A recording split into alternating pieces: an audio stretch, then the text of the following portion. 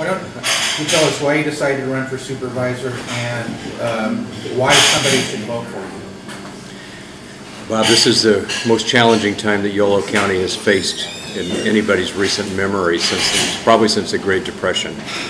I read a book a few years ago called the Leadership Lessons of the Founding Fathers, and one of the lessons that George Washington laid out for people is when you hear the shooting, that's where you go. The troubles at the county level are much... Not the one Glenn Beck wrote. What then? Not the one Glenn Beck wrote. No. Thank you for clarifying that. No. No, that would be quite another. Actually, we should read the books that Glenn Beck writes for the lessons that we can learn from those guys. But what I'm telling you is that the issues that we're faced with at the county level are so significant that that's where leadership is most needed right now, and that's why I'm running for county supervisor.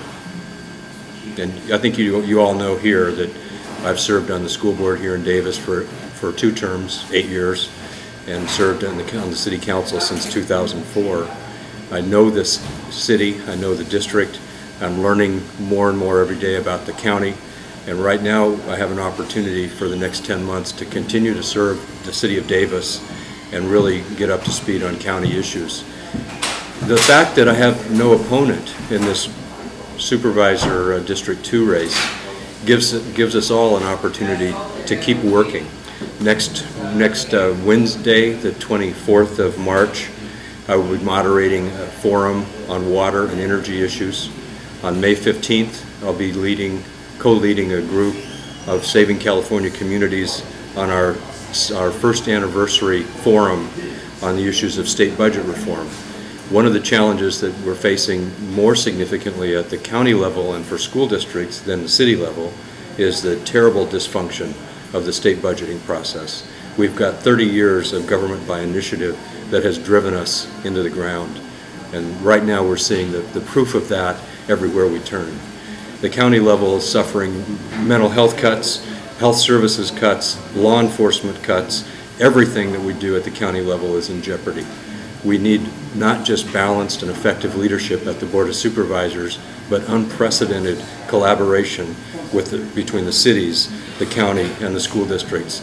And what I've been doing for the last 18 months is working not just with local people here in Davis, but around the county in a series of Yolo leadership forums where we brought all the elected officials from every jurisdiction together to talk about how can we deal in a situation where none of the state budget reforms that we have all been working for and hoping for take place. California Forward has not been able to put its initiative on the ballot for lack of funds. The Bay Area Council has cavitated. They've just withdrawn from the field. The Constitutional Convention is not going forward. Paralysis at the legislative level continues. We have to deal with the crisis that we're facing, and that's what it is. By calling on every single resource we have locally. Yolo County is a very unique place. We can feed all of our people with the resources that we have in this county. The agricultural heritage that we've got is unique and wonderful. Each of our cities is unique and vibrant. Every one of them deserves to have self-determination through their own local planning processes. My interest is in strengthening the communities, not destroying them. My interest is in making sure that all of us are engaged in things like a Yolo volunteer corps, where we bring people together to provide mentoring for adults with mental illness who simply need some activities, who simply need some direction and help. I want to leverage the vast capacity that we have at the university. We have 30,000 people who are students at the campus who, guess what, are not going to get that first job right out of school like many of us did a few decades ago.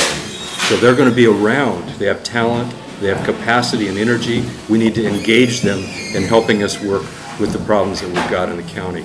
Setting up a Yolo volunteer corps will allow us to give them a credential, engage them in productive activity, and address some of the issues that we've got in human service programs.